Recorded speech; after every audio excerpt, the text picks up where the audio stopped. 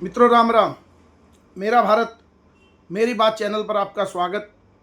आज के इस अंक में हम बात करेंगे राहुल गांधी द्वारा जो एसआईआर पर और वोट चोरी पर आंदोलन चलाया जा रहा है उसके बारे में कि इस आंदोलन के बहाने क्या वो नरेंद्र मोदी को अपनी गद्दी से हटा देंगे, क्योंकि बहुत बड़ा आंदोलन वो लोगों को उकसा रहे हैं कि आप सड़कों पर आओ, इस तरह से आप मैदान में आकर नरेंद्र मोदी का घेराव करो।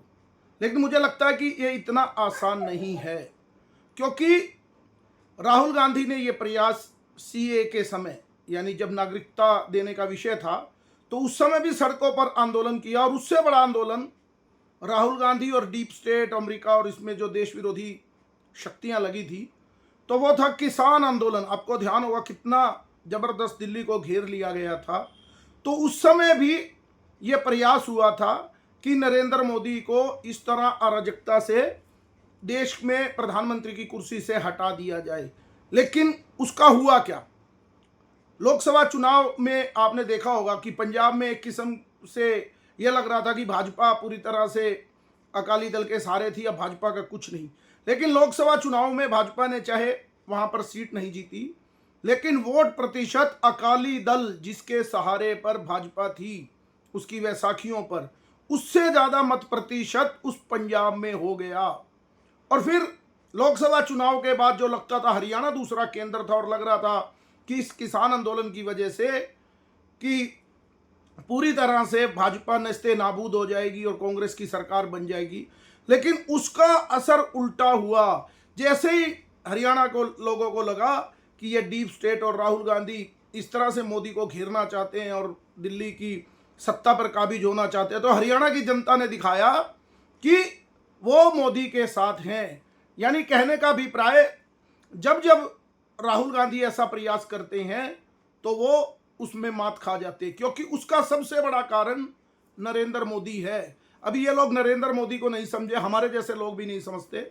हम लोग भी जब कोई कार्यवाही नहीं होती कि जैसे किसान आंदोलन हो जाए, राहुल गांधी जैसी अराजकता आप कर रहे हैं, तो हमें लगता है कि नरेंद्र मोदी इन पर एफआईआर दर्ज या इनको लाठी डंडे से क्यों नहीं पीटते, क्योंकि लगता है करोड़ में कि ये आदमी इतना ज़्यादा आगे बढ़ता जा रहा है, कभी भारत की इकोनॉमी को डेड बताता है, कभी कुछ भी, यानी जो उसका मन है वो कर रहा है, लेकिन उसका कुछ नहीं बिगड़ रहा।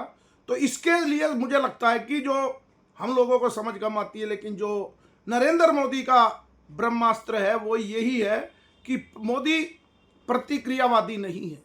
मोदी कभी भी इतनी आसानी से किसी पर प्रतिक्रिया नहीं देते। जैसे जैसे उनका समय आता है वो अपने कर्म और अपनी रणनीति के अनुसार उस खेल को बनाते हैं, लेकिन प्रतिक्रिया नहीं देते।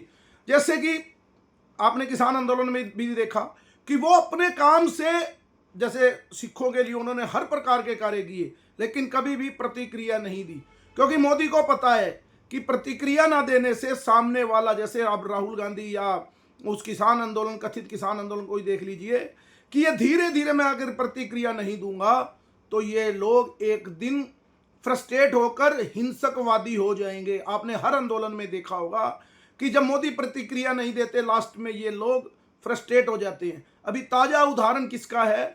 डोनाल्ड ट्रंप का।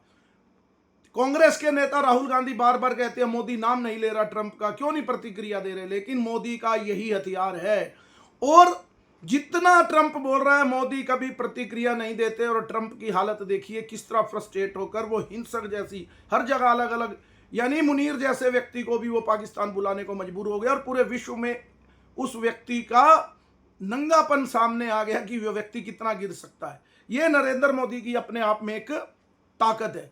तो हमारे जैसे लोग इसको ले लेते हैं, लेकिन नरेंद्र मोदी को समझने के लिए सोचना होगा कि एक ऐसा व्यक्ति पूरे विश्व में है वो, जिससे राहुल गांधी टक्कर लेने का प्रयास कर रहे हैं, जिनका कोई पारिवारिक बैकग्राउंड नहीं है राजनीति का। एक गरीब घर का व्यक्ति जो 20-21 साल में प्रचारक बन गया हो, और उसके बाद 1977 में जब उनकी उम्र लगभग 26-27 वर्ष की थी, तो उस जो इमरजेंसी के मूवमेंट में वो कितने सक्रिय थे और कितनी रणनीतिकार थे। फिर वो संघ में रहते रहते भाजपा के संगठन में आए तो वो कितने रणनीतिकार थे। फिर वो जब 2001-2 में मुख्यमंत्री बने और 12-13 साल मुख्यमंत्री बने बिना कोई आर्थिक आरोप लगे। नहीं तो राहुल गांधी जैसे परिवार जो इस देश पर राज किया है, कितनी कितनी जमानतों पर पूरा परिवार बाहर घूम रहा है।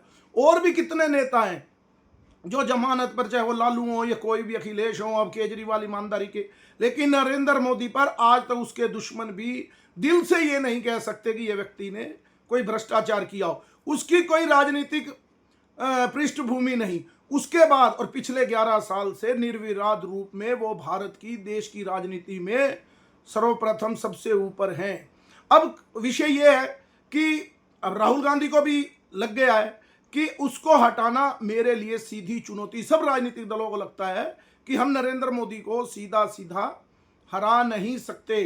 तो उन्होंने क्या किया, खेल जब आदमी खेलता है खिलाड़ी आपस में, तो जब बचपन में भी देखा होगा तो एम्पायरिंग पे, तो उनको लगता है कि एम्पायर पे ही दोष लगाना शुरू कर दो, ताकि नरेंद्र मोदी जो जीत प्राप्त कर रहे हैं और हम जो हार प्राप्त कर रहे हैं उसका दोष सीधा रेफरी पे हो कि उसने गलत एलबीडब्ल्यू दे दिया, नहीं तो गलत कैच आउट दे दिया, मैं ये करता, उसने एम्पायरिंग गलत कर दी।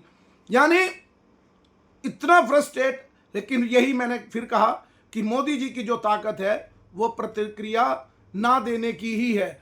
अब रही बात कि ये लोग सोच रहे हैं कि इस मुद्दे पर जनता को गुमराह कर लेंगे, और ये स्पष्ट है, पता राहुल गांधी को भी है, उसके साथी दलों को भी है, और राहुल गांधी के जो समर्थक दल हैं उनको भी, दल के अलावा जो उनके लोग हैं जो चमचे हैं कांग्रेस के, पता उनको भी है कि ये जो विवाद चुनाव धांधली का उठाया जा रहा है इसमें कोई लेना देना नहीं है। लेकिन अब उनको तो आरोप लगाकर और झूठा बोलकर रेफरी को घेरना है तो कोई, क्योंकि नरेंद्र मोदी से लड़ने की ताकत कांग्रेस और बाकी साथी दलों में नहीं है। अभी इनके ही मंत्री जो रेवन्ना है कर्नाटका में, क्योंकि कर्नाटक में सरकार कांग्रेस की है, उन्होंने कह दिया कि हमारी सरकार होते हुए ही अगर गड़बड़ी कोई वोटों में हुई है तो हमारी सरकार थी कि हमें पहले नहीं चेक करना चाहिए था। तो उसी समय जबकि वहां के सुनने में आया कि मुख्यमंत्री उसको मंत्री पद से नहीं हटाना चाहते थे, तो पहले इस्तीफा देने की भी उन्होंने कहा कि मैं इस्तीफा दे देता हूं। लेकिन जो राहुल गांधी के सिपा सलाह रहे हैं वेणुगोपाल, उन्होंने कहा कि नहीं, इसको हटाया जाए। वो एक आदिवासी मंत्री है, ये आदिवासी की बात करते हैं, तो इस्तीफा स्वीकार नहीं किया, लेटर जारी किया कि आपको मंत्री पद से हटाया जा रहा है, यानी जलील करना।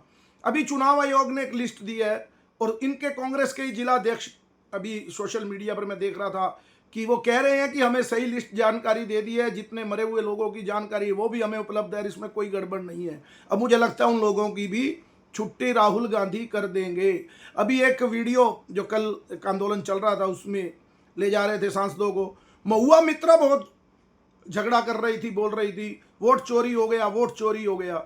11-12 साल 14 साल से आपकी, 2011 से 14 साल से आपकी सरकार है। 2019 से ज़्यादा सीटें आपने लोकसभा में 2024 में जीती हैं। तो बंगाल में कौन सा वोट चोरी हो गया? इसका मतलब वोट चोरी तो ममता दीदी ने ही किया है। यानी कि कोई भी बात करना, और नरेंद्र मोदी जैसी शख्सियत के साथ, मैं फिर कह रहा हूं कि नरेंद्र मोदी की जो ताकत है वो क्या है? प्रतिक्रिया ना देना, बल्कि सही समय पर चोट मारना। और उनको पता है कि जैसे ही ये लोग, क्योंकि राजनेता का एक नियम है, अगर राजनेता को खत्म करना हो तो उसकी चर्चा बंद हो या गलियों में उसको गाली पड़ने और झूठा इस तरह की भाषा लोग करने लग जाएं।